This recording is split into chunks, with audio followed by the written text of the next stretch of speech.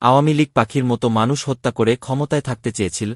VP নূর গণঅধিকার পরিষদের সভাপতি নুরুল হক নূর বলেছেন, ভারতের সহযোগিতায় আওয়ামী লীগ পাখির মতো মানুষ হত্যা করে ক্ষমতায় থাকতে চেয়েছিল। এ দেশের আলেমদের নানাভাবে নিপীড়িত করেছে, নির্যাতন করেছে। তাদের হাত থেকে রাজনীতিবিদ, শিক্ষক, আলেম, সাংবাদিক কেউ রেহাই পায়নি। গণঅধিকার পরিষদের সভাপতি নুরুল হক নূর বলেছেন, ভারতের সহযোগিতায় আওয়ামী লীগ পাখির মতো মানুষ হত্যা করে ক্ষমতায় থাকতে চেয়েছিল। এ দেশের আলেমদের নানাভাবে নিপীড়িত করেছে, নির্যাতন করেছে। তাদের হাত থেকে রাজনীতিবিদ, শিক্ষক, আলেম, সাংবাদিক কেউ রেহাই পায়নি। গণঅধিকার পরিষদের সাধারণ সম্পাদক মোহাম্মদ রাশেদ খান বলেন, শতাধিক পণ্যের ভ্যাট ট্যাক্স বাড়িতে সরকার জুলুম শুরু করেছে। অনতিবিলম্বে এই ভ্যাট ট্যাক্স প্রত্যাহার করতে হবে। সরকারকে বলব, হাসিনার স্টাইল ফলো করিয়েন না, তাহলে পরিণতিও হাসিনার মতো হবে। আপনারা রাষ্ট্র সংস্কারের আগে আওয়ামী হাইকমান্ড ও শেখ পরিবারের গুন্ডাদের গ্রেপ্তার করে দেখান।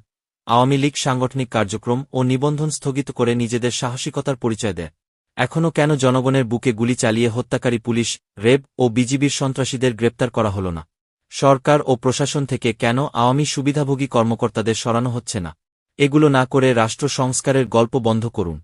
রাষ্ট্র সংস্কারে প্রথম শর্ত গণহত্যার বিচার। আর এই বিচার করতে হলে হাসিনা ও কাদেরকে দেশে ফিরিয়ে আনতেই হবে। সে বিষয়ে আপনাদের উদ্যোগ নাই কেন?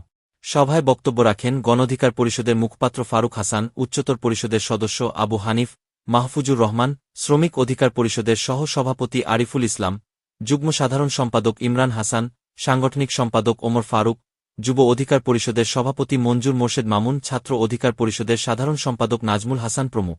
প্রতিনিধি সভায় গণঅধিকার পরিষদের সভাপতি নুরুল হক নূর আগামী 7ই ফেব্রুয়ারি বাংলাদেশ শ্রমিক অধিকার পরিষদের কাউন্সিলের ঘোষণা দেয়। কাউন্সিল উপলক্ষে 4 সদস্যের নির্বাচন কমিশন গঠন করা হয়।